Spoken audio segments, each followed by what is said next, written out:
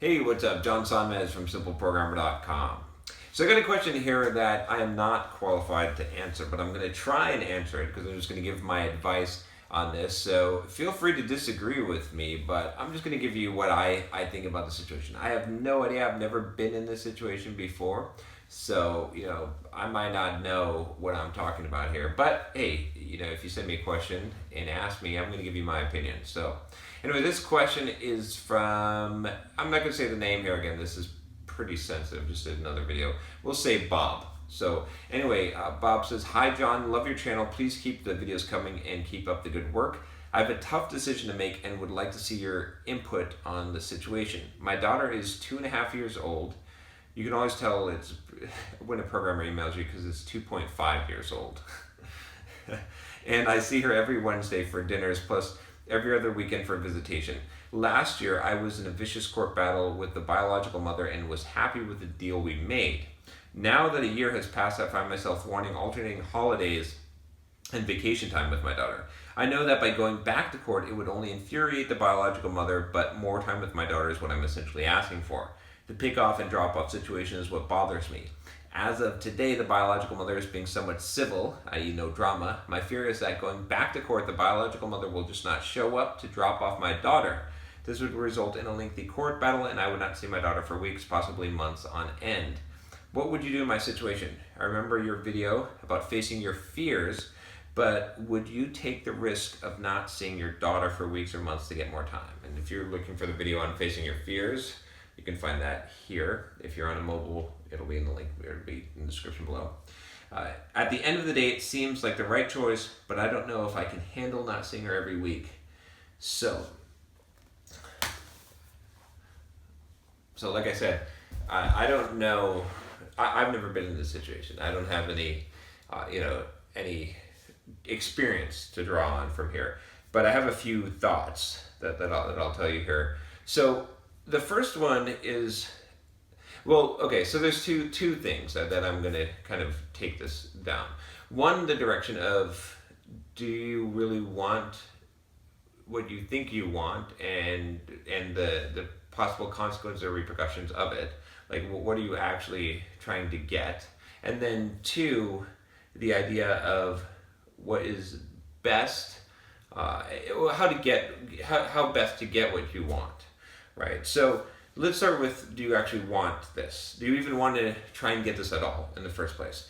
So right now, if I understand correctly, you're seeing your daughter for dinner on every Wednesday and every other weekend, a drop-off situation. So you're the father, right? And your daughter is with her mother. I'm still of the mindset that children are mostly raised by their mothers. So, not that, obviously a father figure is really important. I definitely believe that, right? But, in your particular situation, and no offense to any single fathers out there raising your children, you've got to do what you got to do. I'm just saying, what is ideal? What is ideal in society for humans? And this is what I believe. So you don't have to believe it, but this is what I believe.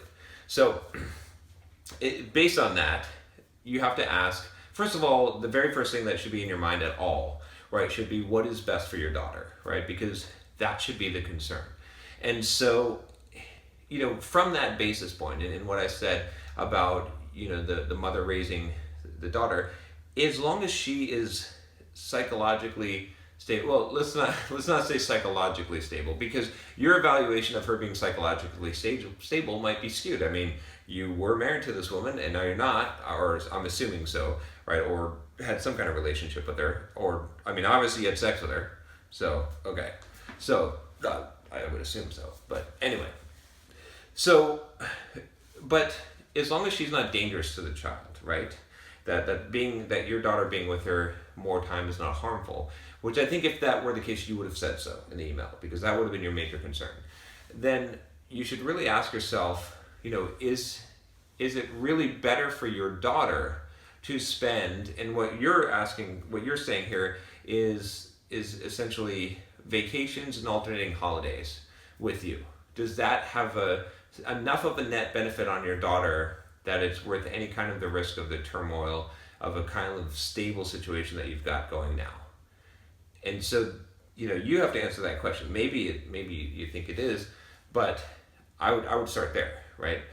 So, and then the other thing that I would consider, right, and this is, again, I've never been in this situation, but I would consider is that the biological mother, she's taking care of your daughter all the time. She's putting her to bed, she's taking her to, whatever, feeding her, clothing her, bathing her, all this stuff, right?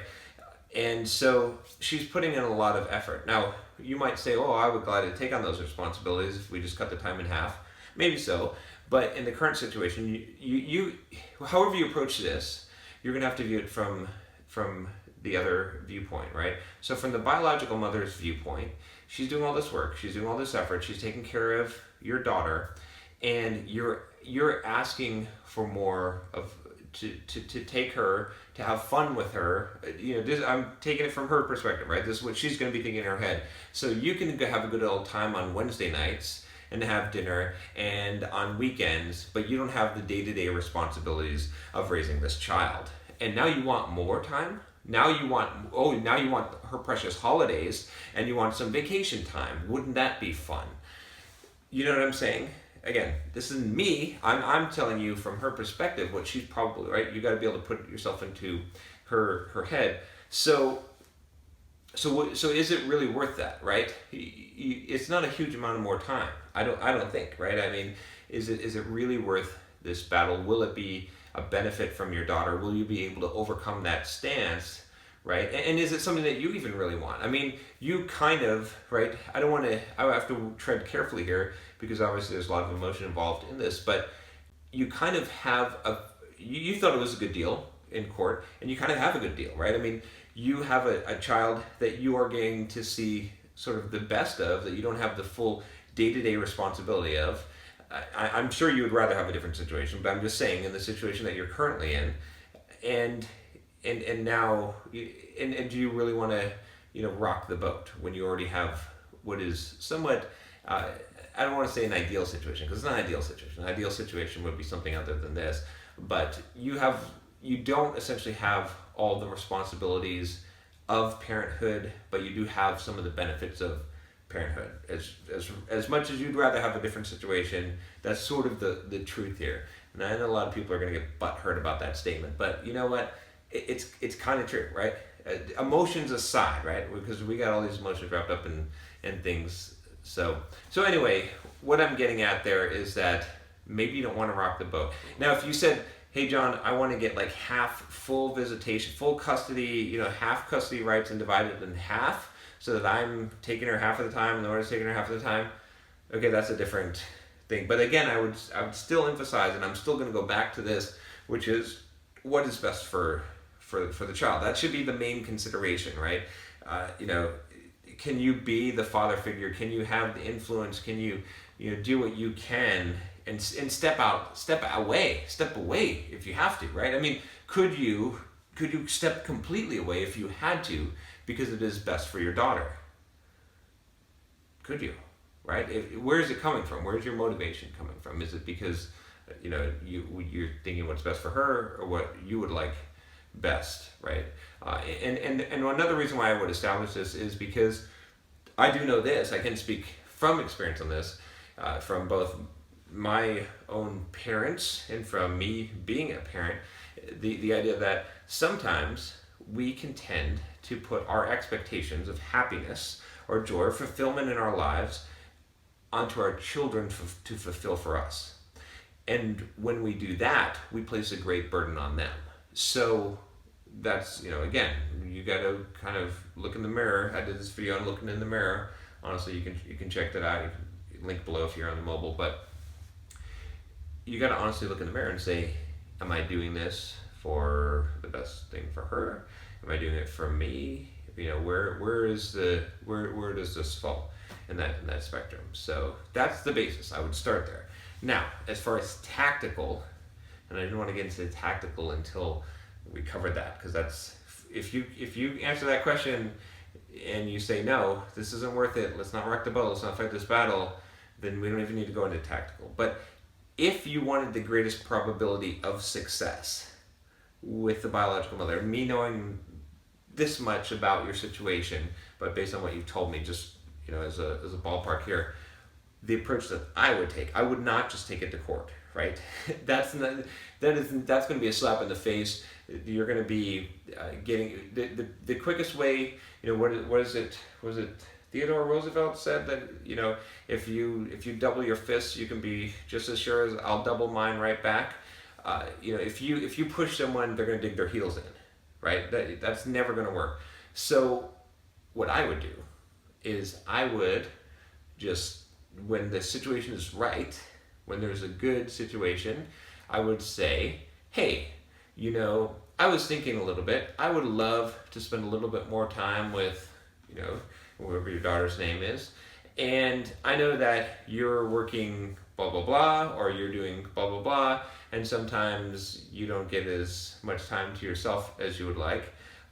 We have such a good time together. I would love to, to be able to see her a little bit more. I know we made this deal. I'm a man of my word. We made the deal. I'm not going to go back on the deal.